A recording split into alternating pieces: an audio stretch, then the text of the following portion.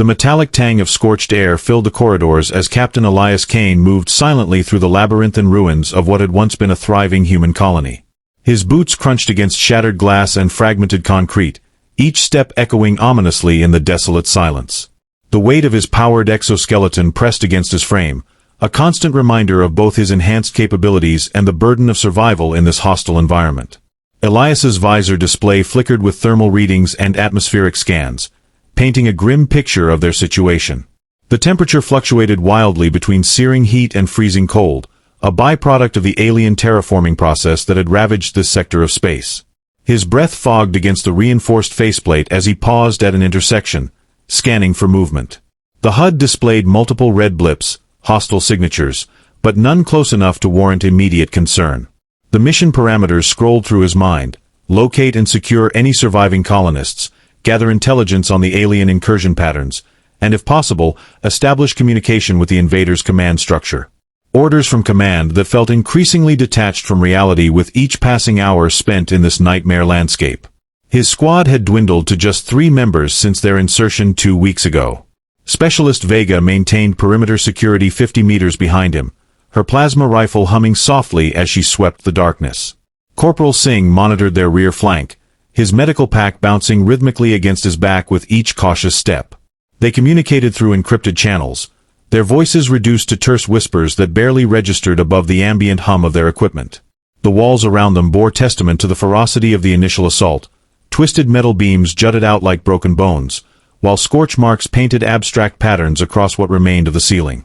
Personal belongings lay scattered everywhere: children's toys, family holophotos, datapads containing unfinished messages, all frozen moments of lives interrupted.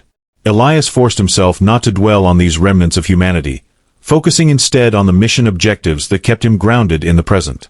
As they approached what appeared to be the central administrative complex, Elias's sensors detected a significant energy signature emanating from deep within its bowels.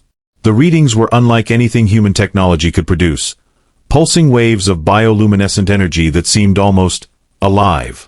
His stomach tightened as he recognized the pattern from previous encounters, an alien hive structure, possibly containing one of their queens. "Command, this is Strike Team Alpha," he whispered into his comm unit. "We've located a potential primary target at grid coordinates 729er. Request permission to investigate further." Static crackled in response before a voice emerged, strained and distant. "Negative on investigation, Captain. Extraction team is en route to your position. Hold your current location until—" The transmission cut off abruptly, replaced by an ear-splitting screech that reverberated through the ruins. Elias's head snapped up as warning lights flashed across his HUD. Multiple hostiles were converging on their position, moving faster than any previous encounters. "Fall back to the rally point," he barked, already pivoting toward cover. But as he turned, something massive shifted in the shadows ahead. The air grew thick and heavy, charged with an electric tension that made his skin crawl. Through the swirling dust and debris, a figure emerged, one that defied all logic and reason. Standing nearly 4 meters tall, the alien queen loomed over them with an otherworldly presence. Her exoskeleton shimmered with iridescent hues, shifting colors like oil on water. Long, segmented limbs ended in razor-sharp claws that clicked softly against the ground as she moved. Most striking were her eyes, enormous, multifaceted orbs that seemed to pierce through their armor, through their very souls. What happened next would haunt Elias for the rest of his days. As his squad raised their weapons, preparing to fire upon this monstrous apparition, the Queen did something unexpected. She spoke, not in guttural growls or telepathic impressions as they had encountered before, but in perfect accented English that resonated through their helmets like a physical force. "Why do you not fear me, human?" Her voice carried an impossible depth, layers of meaning woven into every syllable. "All others tremble before my presence. Your kind flees at the mere suggestion of my approach. Yet you stand here, weapon raised, heart steady. Why?" The question hung in the air, more devastating than any weapon in their arsenal. Elias found himself locked in her gaze, unable to look away. Around him, his team maintained their defensive positions, though he could see the uncertainty creeping into their stances. The Queen's words had struck something primal within them, a fundamental challenge to everything they believed about themselves and their enemy. Elias began, his voice cracking slightly before he steadied it. I don't know why I'm not afraid. Maybe because fear wouldn't change anything right now. He took a measured step forward, his weapon still trained on the towering figure. Maybe because we've seen too much to be scared anymore. The queen tilted her head, a gesture that somehow conveyed both curiosity and calculation. Your species fascinates me, she continued, each word precise and deliberate. You fight with such determination, such purpose. Even when faced with extinction, you persist. Tell me, human soldier, what drives this defiance? Before Elias could respond, the ground trembled beneath their feet. From the shadows emerged dozens of smaller aliens, their chitinous bodies gleaming in the dim light. They formed a protective circle around their queen, clicking mandibles and extending claws in silent threat. Yet despite this show of force, Elias noticed something peculiar. The queen made no move to attack, nor did she signal her warriors to advance. This isn't how it usually goes, Specialist Vega whispered over the comms, her voice tinged with both awe and apprehension. They're supposed to charge us by now. Rip us apart. Stay focused, Elias commanded, though his own mind raced with possibilities.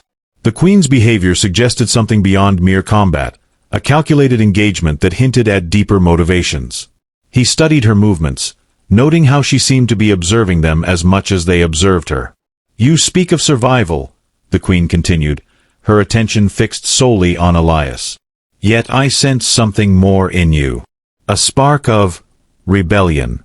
Against what? Against whom? She extended one massive claw, pointing not at Elias but at something beyond him. Perhaps at humanity itself, or perhaps at some greater truth he couldn't yet comprehend. Corporal Singh shifted nervously behind him. Captain, we need to make a decision. Now. The urgency in his voice reflected the growing tension among the team. Their training demanded action, either to engage or retreat, but something about this encounter defied conventional military logic. Elias took another step forward, lowering his weapon slightly. Not enough to appear defenseless, but enough to signal his willingness to engage in this unprecedented dialogue. If you're so curious about us, he said carefully, maybe you should ask different questions. Ones that might actually help us understand each other. The queen's multifaceted eyes narrowed slightly, a subtle shift that sent shivers down Elias's spine. Understanding, she mused, the word rolling off her tongue like a foreign concept. A dangerous path for both our species. Yet perhaps necessary. She raised her claw again, this time gesturing toward the energy signature they had detected earlier. Come. See what you truly face. Then decide if your courage is justified. Without waiting for a response, she turned and began moving deeper into the complex, her retinue of warriors parting to create a path. Elias found himself torn between duty and opportunity, an impossible choice that would define not just his fate, but potentially the fate of both species. Behind him, his team exchanged uncertain glances, their weapons wavering between offensive and defensive postures. We can't trust this, Vega hissed, her finger hovering over the trigger. It's a trap. Maybe, Elias acknowledged, his eyes never leaving the retreating form of the queen. But what if it's not? What if this is exactly what Command has been hoping for, a chance to actually communicate? He activated his comms again. Command, we have an unusual development. Request immediate guidance on protocol for potential first contact scenario. Static greeted his transmission, followed by the same ear-piercing screech that had preceded the queen's appearance. The interference grew stronger, drowning out all attempts at communication with their superiors. They were on their own, standing at a crossroads where every choice carried unknown consequences. The queen paused at the entrance to what appeared to be a massive chamber, her silhouette framed by pulsing bioluminescent light. When she spoke again, her voice carried an edge of finality. The choice is yours, human. Follow and learn. Or flee and remain ignorant. Either way, your species will remember this moment. Elias took a deep breath, feeling the weight of countless generations resting on his shoulders. Every instinct screamed at him to maintain distance, to preserve the safety protocols drilled into him since basic training. Yet something deeper, a fundamental human drive to understand, to connect, urged him forward. He glanced back at his team, seeing the same conflict mirrored in their faces. "Form up," he commanded softly. "We're going in." As they moved forward, following the alien queen into the unknown, Elias couldn't shake the feeling that they were stepping beyond the boundaries of warfare into something far more profound, and potentially far more dangerous. The chamber unfolded before them like a cathedral carved from living crystal, its walls pulsing with organic light that cast ever-shifting patterns across the vast space. Towering structures of interwoven biological material rose from the floor, resembling both technological constructs and natural formations simultaneously. The air vibrated with a low-frequency hum that resonated in their chests, making speech difficult without raising their voices. At the center of this alien sanctuary stood what could only be described as a living monument, a massive, pulsating entity suspended within a web of luminous strands. It wasn't immediately clear whether this was a machine, a creature, or something entirely beyond human comprehension. Tendrils of energy arced between its surface and the surrounding structures, creating a network of light that seemed to breathe in sync with some unfathomable rhythm. The queen moved to stand beside this central entity, her presence dwarfed by its magnitude yet somehow commanding equal attention. "Behold," she declared, her voice carrying through the chamber with crystalline clarity. "The nexus of convergence. The source of our power. The reason for your species' destruction." Elias felt his stomach drop as understanding dawned. This wasn't just a military installation or a breeding ground, it was the nerve center of their entire invasion strategy.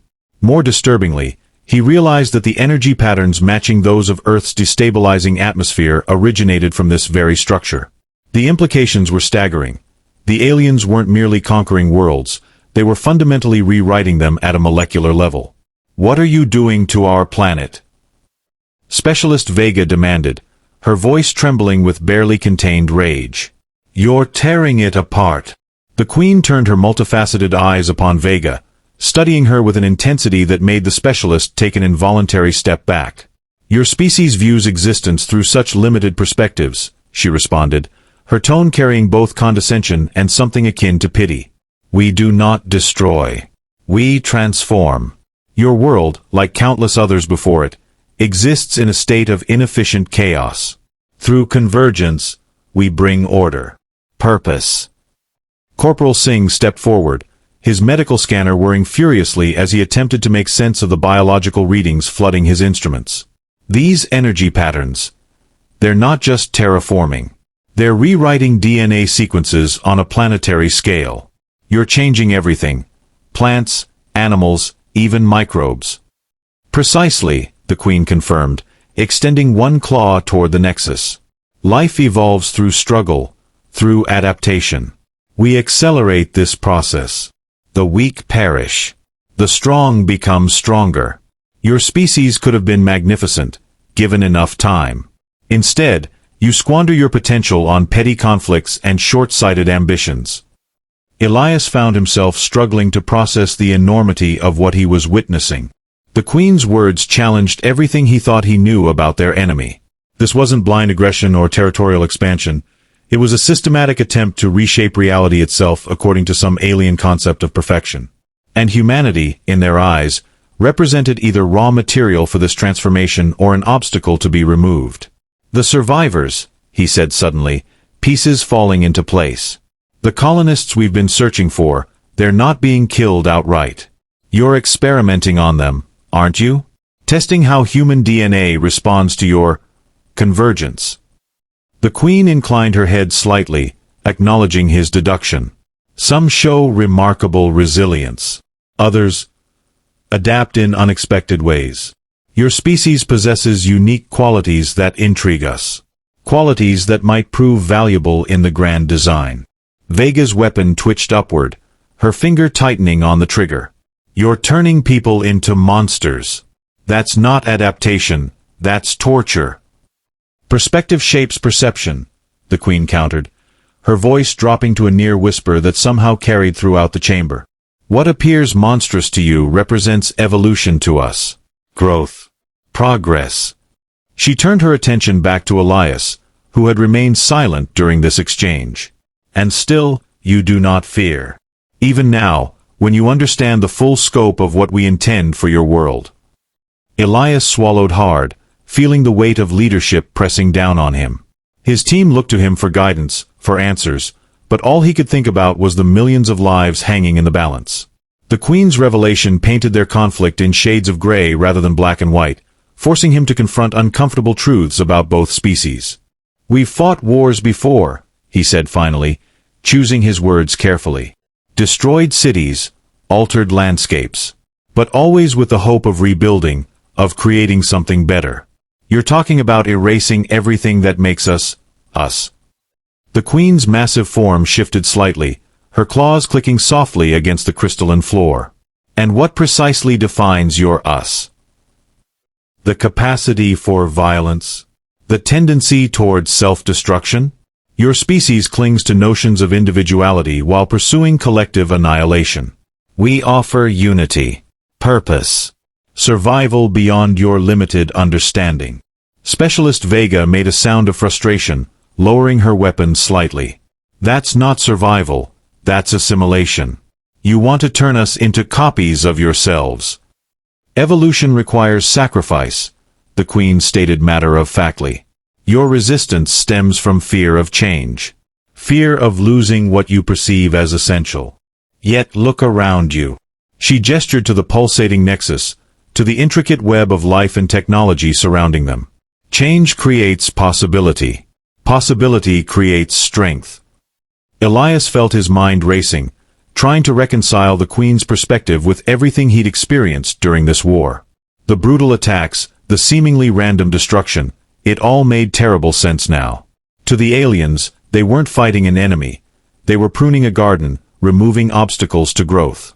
The realization was both horrifying and strangely logical. "Tell me something," he asked, taking a step closer to the Queen. "Why reveal this to us?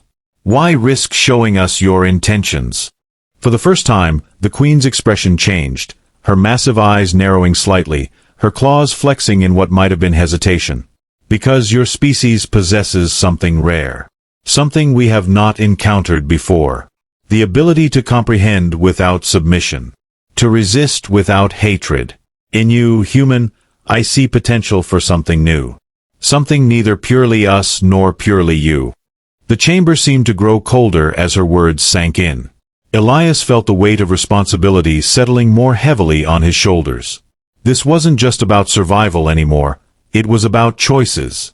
About determining what kind of future humanity would fight for, and what price they were willing to pay for it. Behind him, his team exchanged uneasy glances, their weapons wavering between defensive postures and lowered guards. The Queen's revelation had shaken their certainties, forcing them to confront the possibility that their enemy might be offering something more complex than simple destruction. The air thrummed with unspoken questions and impossible decisions. As the Queen watched them with unreadable eyes, Elias realized that whatever happened next would redefine not just their immediate mission, but the very nature of the conflict between their species. The choices they made in this moment would echo through history, shaping the destiny of both humans and aliens alike. The chamber's atmosphere shifted subtly, charged with an electric tension that made every hair on Elias's body stand on end. The Queen's multifaceted eyes narrowed, focusing intently on him as if sensing the turmoil brewing within his mind. "Your species approaches a crossroads," she declared, her voice resonating with ominous certainty. "Continue your resistance, and you ensure mutual destruction. Embrace convergence, and you may yet survive, transformed but alive." Elias felt the weight of this ultimatum pressing down on him, heavier than his exoskeleton, heavier than the entire war combined. His fingers tightened around his weapon, though he kept it lowered, maintaining the delicate balance between confrontation and dialogue. "Survival at what cost?" he challenged, his voice steady despite the storm raging within him. "If we lose everything that makes us human, what's the point of surviving at all?" The Queen's massive form shifted slightly, her claws clicking softly against the crystalline floor. "An interesting perspective," she mused, tilting her head in that disconcerting manner that somehow conveyed both curiosity and calculation. "Your species clings to concepts of individuality, free will, emotion, qualities that, in our experience, often lead to chaos and self-destruction. Yet you argue they are worth preserving. Why? Before Elias could formulate a response, Specialist Vega stepped forward, her face flushed with barely contained emotion. Because those things make life worth living, she exclaimed, her voice echoing through the chamber. Love, art, discovery, even our mistakes, they're what make us more than just biological machines. You can't measure the value of a sunset or a child's laughter in terms of efficiency or evolutionary advantage. The Queen regarded Vega with what might have been surprise, her massive eyes widening slightly. Sentimental attachments, she murmured, almost to herself. Such vulnerabilities could jeopardize the entire convergence process. Yet, she paused, considering. They also represent potential, creativity, adaptability beyond pure genetic optimization. Corporal Singh, who had been silently scanning the nexus with his medical equipment, suddenly spoke up. The human genome contains approximately 20,000 protein-coding genes, he explained, his scientific training overriding his fear. But our brain's neural connections number in the trillions. Our potential for growth, for learning, for innovation, it's virtually limitless. Your convergence process might be destroying what makes us capable of true evolution. The Queen's claws flexed, and for a moment, Elias thought she might strike them down where they stood. Instead, she turned her attention to the pulsating nexus, her massive form silhouetted against its radiant glow. Fascinating, she admitted, her voice carrying an undertone of genuine interest. Your species continues to defy expectations. Perhaps there is merit in preserving certain aspects of your nature. But at what cost to your plans? Elias pressed, sensing a crack in the Queen's previously unshakable resolve. You're asking us to give up everything we are, while you remain unchanged. Why should we trust that this convergence won't just erase us completely? The Queen turned back to face him, her expression unreadable. Trust is irrelevant, she stated flatly. Survival is paramount. However, she hesitated, a subtle shift in her posture suggesting internal conflict. Perhaps a compromise could be reached. A modified convergence process that preserves essential human qualities while integrating beneficial adaptations. Specialist Vega snorted derisively. And who gets to decide what's essential? You. Some alien committee. No thanks. The tension in the chamber became palpable, the air practically crackling with unspoken threats and possibilities. Elias found himself caught between opposing forces, his duty to protect humanity, his growing understanding of the Queen's perspective, and the undeniable truth that neither species could continue down their current path without catastrophic consequences. We need proof, he said finally, his voice cutting through the charged atmosphere. Show us evidence that this modified convergence is possible, that it won't just be another form of assimilation. He took a step closer to the Queen, meeting her gaze without flinching. Let us study your technology, your biology. Work together to find a solution that benefits both our species. The Queen's response was immediate and unexpected. Her massive form recoiled slightly, her claws snapping shut with an audible click. Unacceptable, she hissed, her voice dropping to a dangerous whisper. Our knowledge is sacred. Our biology, inviolate. For the first time, Elias detected something akin to fear in her demeanor, a crack in the facade of supreme confidence. Why? He pressed, sensing he had touched upon a crucial vulnerability. If your methods are truly superior, if convergence represents the pinnacle of evolution, why hide behind secrecy? Unless... Realization dawned on him, sharp and sudden. Unless you're afraid of what we might discover. Afraid that your perfect system might have flaws. The chamber seemed to grow colder as the Queen processed his words. Her multifaceted eyes narrowed to pinpricks of light, and for a moment, Elias thought she might attack. Instead, she emitted a low, rumbling sound that might have been laughter, or something far more sinister. Clever human, she acknowledged, her massive form swaying slightly. Very well. A demonstration shall be arranged. But know this, should you misuse what you learn, should you attempt to weaponize our knowledge against us. Her claws extended threateningly. The consequences will be Absolute. Elias nodded slowly, understanding the gravity of the situation. This wasn't just about gaining information. It was about establishing a fragile bridge of trust between two species separated by eons of divergent evolution. Behind him, his team exchanged uncertain glances, their weapons wavering between defensive postures and lowered guards. As the Queen gestured for them to follow her deeper into the complex, Elias couldn't shake the feeling that they were walking a razor-thin line between breakthrough and betrayal. Each step forward carried the potential for unprecedented cooperation, or unimaginable catastrophe. The choices they made in the coming hours would determine not just their immediate survival, but the very nature of existence for both species.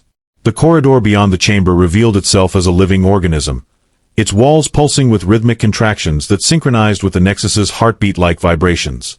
Bioluminescent veins traced intricate patterns across the ceiling, casting shifting shadows that danced across the group as they proceeded deeper into the alien stronghold. The air grew thicker, charged with an electric tension that made every hair on Elias's body stand on end. The Queen led them to what appeared to be a laboratory, though the term felt inadequate to describe the fusion of organic and technological elements before them. Massive pods lined the walls, each containing humanoid figures suspended in viscous fluid. Some bore unmistakable human features, while others displayed disturbing amalgamations of human and alien characteristics. Tubes and cables connected them to a central console that pulsed with the same iridescent light as the Queen's exoskeleton. "This is where we study adaptation," the Queen explained, her voice carrying an undertone of pride mixed with something else, perhaps anticipation of their reaction. "Each subject represents a different approach to convergence. Some succeed. Others." She gestured to several pods where the contents had dissolved into unrecognizable masses of tissue. "Do not." Specialist Vega stepped closer to one of the intact pods, her face pale beneath her helmet's visor. Inside floated a young woman, her features peaceful despite the multitude of alien appendages sprouting from her torso and limbs. Transparent membranes fluttered where her lungs should have been, and her eyes, open and unblinking, displayed irises that shifted through the spectrum like liquid metal. "They're still alive," Vega whispered, her voice trembling with a mixture of horror and fascination. "How can they survive like this?" "The process integrates gradually," the Queen responded, moving to stand beside the pod. "Consciousness remains intact throughout most stages. Pain is minimized through neural manipulation." She extended one claw toward the console, and the pod's occupant turned her head slightly, as if aware of their presence. "Would you like to communicate with her? Understand her perspective?" Elias held up a hand, stopping Vega from responding. "No experiments," he stated firmly. "Not yet. Show us the data first. Let us analyze your methods scientifically." He gestured to Corporal Singh, who immediately began setting up portable scanning equipment, his hands moving with practiced efficiency despite the surreal surroundings.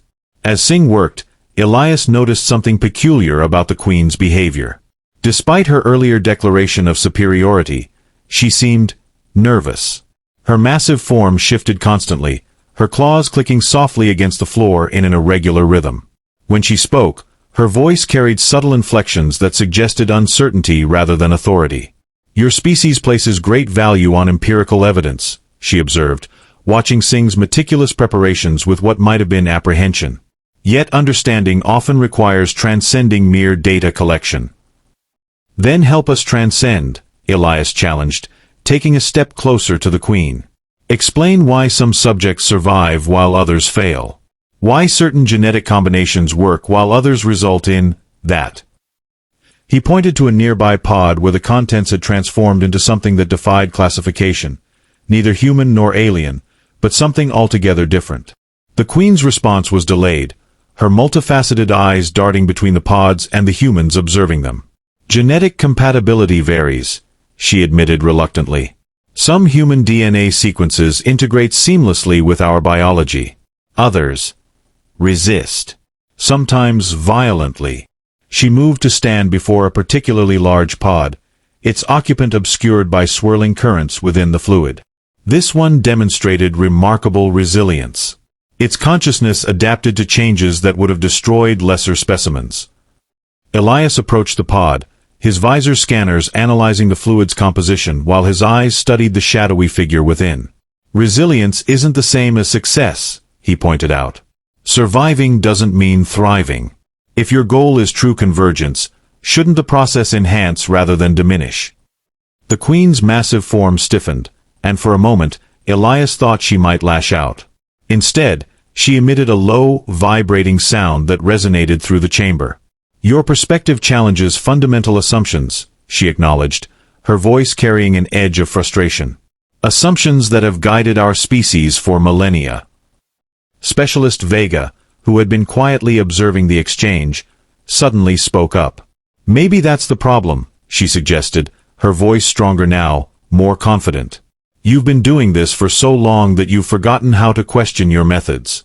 How to consider alternatives. The Queen turned her attention to Vega, studying her with renewed intensity. Alternatives require imagination, she mused. Creativity. Qualities your species seems to possess in abundance. She gestured to the various pods, to the failed experiments and partial successes. Perhaps our approaches are complementary rather than contradictory. Elias felt the conversation shifting, the dynamic between predator and prey transforming into something more complex. The Queen wasn't just revealing secrets, she was engaging in genuine dialogue, questioning her own beliefs in response to their challenges.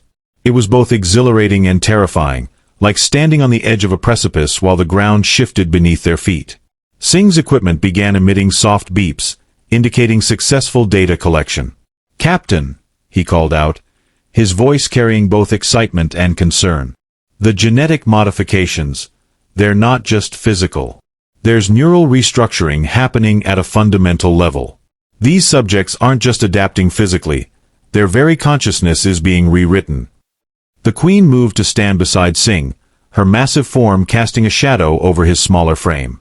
"Consciousness evolves," she explained, her voice softer now, almost contemplative. "Just as bodies adapt to new environments, minds must adjust to new realities. The process is delicate. But not irreversible," Elias interjected, recognizing the Queen's hesitation as an opportunity. "If we can understand how to control this neural restructuring, maybe we can develop a method that preserves essential human cognition while allowing beneficial adaptations." The Queen's response was immediate and telling. Her claws snapped shut with an audible click, and her massive form seemed to shrink slightly, as if recoiling from the implications of his suggestion. "Such knowledge," she began, then stopped, her multifaceted eyes darting between the humans and the pods. "Could alter everything." The chamber fell silent except for the gentle hum of Singh's equipment and the rhythmic pulsing of the nexus beyond. Elias felt the weight of the moment pressing down on him, heavier than any battle he'd faced before. They stood on the threshold of discovery, with the potential to redefine not just their immediate conflict but the very nature of existence for both species. As the Queen considered their proposal, her massive form swaying slightly, Elias couldn't shake the feeling that they were witnessing the birth of something unprecedented. A fragile alliance forged not through conquest or surrender, but through shared understanding and mutual vulnerability. The choices they made in the coming hours would determine whether this fragile connection would blossom into cooperation or collapse under the weight of centuries-old prejudices and fears. The Queen's hesitation stretched into minutes that felt like hours, each second charged with the potential for breakthrough or disaster. Her massive form remained motionless except for the subtle shifting of her claws, which clicked softly against the crystalline floor in an irregular rhythm that betrayed her internal conflict. Elias watched her closely, noting how the iridescent patterns on her exoskeleton shifted and pulsed in response to her emotional state, a language of color and light that spoke volumes about her uncertainty.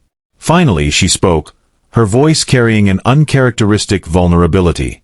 "Your species presents challenges I had not anticipated," she admitted, her multifaceted eyes scanning each member of the human team in turn. "Challenges that force me to question long-held beliefs about convergence and adaptation." She moved to stand before one of the larger pods, its occupant visible only as a shadowy figure within swirling currents of fluid. This specimen resisted complete integration, yet survived. Thrived, even. Its consciousness expanded rather than diminished. Why? Elias stepped closer, his visor scanners analyzing the fluid's composition while his mind processed the implications of her question. "Because resistance isn't always opposition," he suggested carefully. Sometimes it's adaptation on our own terms. Evolution doesn't have to mean loss of identity. It can mean enhancement of what already exists. The Queen's massive form stiffened, and for a moment, Elias thought she might reject his explanation outright.